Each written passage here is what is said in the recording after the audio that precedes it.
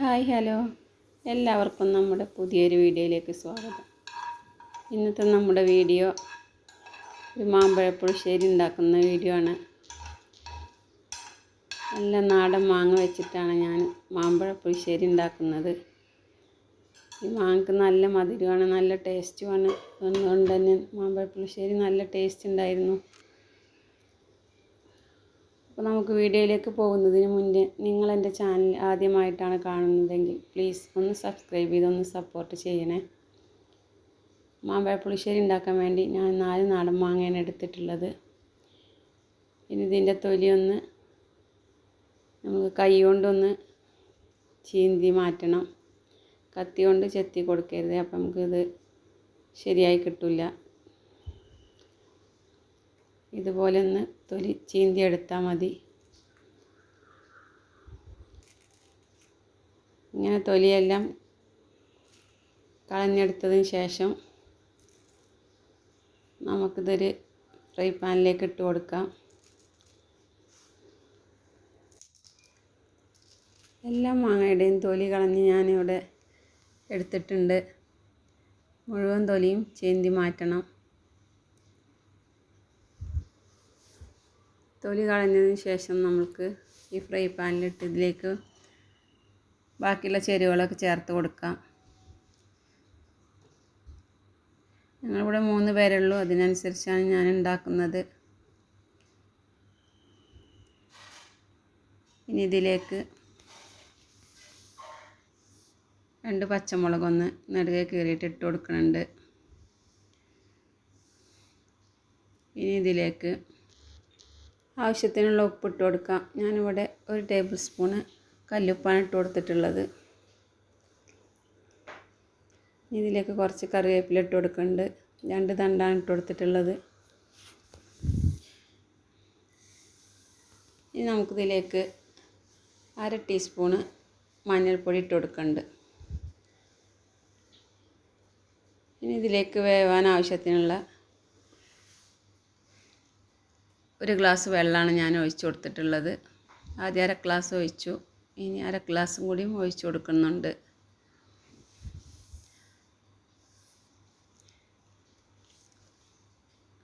ഇത് ഒഴിച്ചു കൊടുത്തതിന് ശേഷം ഇതൊന്ന് വേകാൻ വേണ്ടി നമുക്ക് സ്റ്റവ് ഓൺ ആക്കിയിട്ട് മൂടി വെച്ച് കൊടുക്കാം. ഇതിനധികം വേവൊന്നുമില്ല, കുറച്ച് നേരം ഒന്ന് വേവിച്ചെടുത്തിട്ടുള്ളൂ. തിളക്കാനായി തുടങ്ങിയിട്ടുണ്ട്. നമുക്കിത് മൂടി വെച്ച് കൊടുക്കാം. നമുക്കിതിലേക്കുള്ള അരപ്പ് തയ്യാറാക്കിയെടുക്കണം.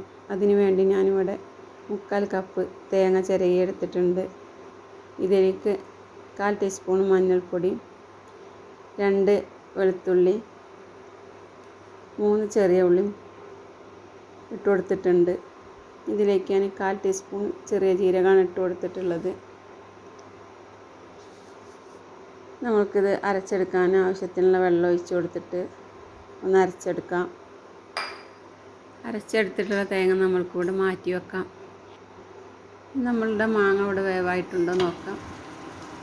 മാങ്ങയൊക്കെ വെന്തിട്ട് നമ്മൾ വെള്ളമൊക്കെ ഒഴിച്ച് കൊടുത്ത് വെള്ളമൊക്കെ ഒന്ന് വറ്റി വന്നിട്ടുണ്ട്. ഇതൊന്ന് ഇളക്കിയിട്ട് കൊടുക്കാം.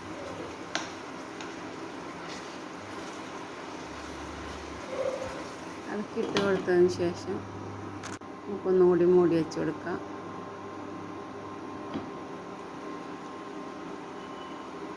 മൂടി തുറന്ന് നോക്കിയിട്ടുണ്ട്. ഇതിലേക്ക് നമുക്ക് നമ്മൾ അരച്ചെടുത്തിട്ടുള്ള അരപ്പ് ഒഴിച്ച് കൊടുക്കാം. നമ്മൾ ഇട്ട് കൊടുത്ത മഞ്ഞളൊക്കെ ഒന്ന് ഇളക്കിയിട്ട് ഇതിലേക്ക് യോജിപ്പിച്ച് കൊടുക്കുന്നുണ്ട്. അതൊക്കെ തിളച്ച് മേലെ ഭാഗത്തായിട്ട് വന്നിട്ടുണ്ട്. അതൊക്കെ നമുക്ക് ഇളക്കി ഇതിലേക്ക് ഒഴിച്ച് കൊടുക്കാം. മസാല ഒഴിച്ച് കൊടുക്കുന്നുണ്ട്.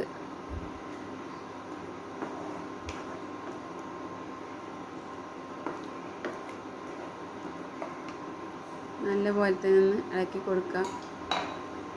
ഇതിലേക്ക് ഞാൻ കുറച്ചും കൂടി വെള്ളം ഒഴിച്ച് കൊടുക്കുന്നുണ്ട്. 2 ടേബിൾ സ്പൂൺ വെള്ളമാണ് ഒഴിച്ച് കൊടുത്തിട്ടുള്ളത്. ഇത് ഇളക്കിയെടുത്തതിന് ശേഷം തേങ്ങ ഒന്ന് തിളപ്പിച്ചെടുക്കണം.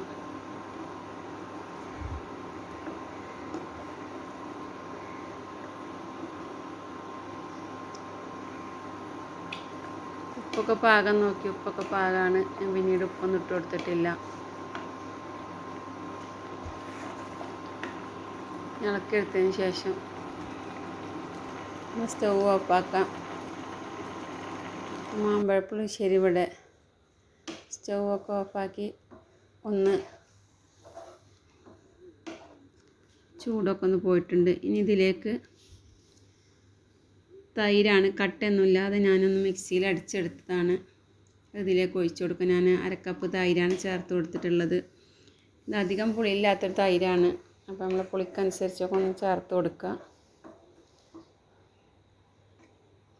തൈര് ഒഴിച്ചതിന് ശേഷം പിന്നീട് തീയൊന്നും കത്തിച്ചത് ചൂടാക്കി എടുക്കേണ്ട ആവശ്യമില്ല. നമ്മൾ മാമ്പഴപ്പുളിശ്ശേരി ഇവിടെ റെഡി ആയിട്ടുണ്ട്. ഇതിലേക്ക് നമുക്കൊന്ന് താളിച്ചൊഴിക്കാണ്ട്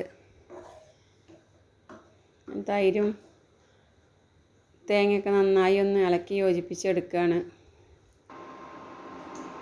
താളിച്ചൊഴിക്കാൻ വേണ്ടി ഞാനുണ്ട് ഫ്രൈ പാൻ വെച്ചിട്ടുണ്ട്. ഇതിലേക്ക് 2 ടേബിൾ സ്പൂൺ വെളിച്ചെണ്ണ ഒഴിച്ചു കൊടുത്തിട്ടുണ്ട്.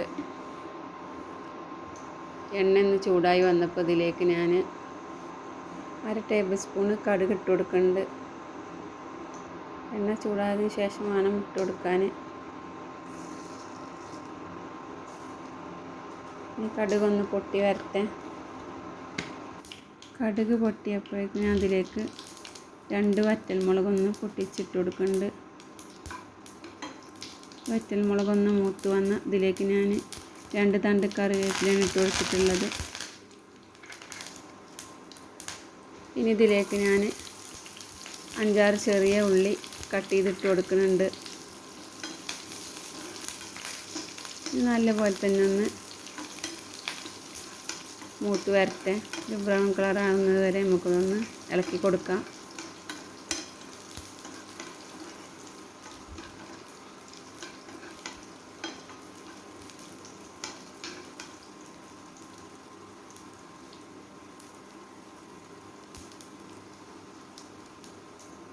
നമ്മുടെ ഉള്ളി ഇവിടെ ബ്രൗൺ കളറായിട്ടുണ്ട്. ഞാൻ സ്റ്റവ് ഓഫ് ആക്കിയിട്ടുണ്ട്. ഇത് ഇളക്കി കൊടുത്തതിന് ശേഷം നമ്മൾക്കിതിൽ മാമ്പഴ പുളിശ്ശേരിയിലേക്ക് ഒഴിച്ചു കൊടുക്കാം. ഇത് ഒഴിച്ച് കൊടുത്തതിന് ശേഷം നമുക്ക് കുറച്ച് നേരം മൂടി വെച്ച് കൊടുക്കണം. അതിന് ശേഷം മതി ഇളക്കിയെടുക്കുക. അപ്പോൾ എല്ലാവരും ഇതുപോലെ ഒന്ന് മാമ്പഴ പുളിശ്ശേരി ഉണ്ടാക്കി നോക്കൊണ്ട് നല്ല ടേസ്റ്റാണ്. അപ്പോൾ ഇത്രയുള്ള നമ്മൾ ഇന്നത്തെ വീഡിയോ ഇഷ്ടപ്പെടുകയാണെങ്കിൽ വീഡിയോക്ക് ലൈക്ക് കൊടുക്കണേ. സബ്സ്ക്രൈബ് ചെയ്യാതെ കാണുന്ന കൂട്ടുകാരുണ്ടെങ്കിൽ ഒന്ന് സബ്സ്ക്രൈബ് ചെയ്തൊന്ന് സപ്പോർട്ട് ചെയ്യണേ.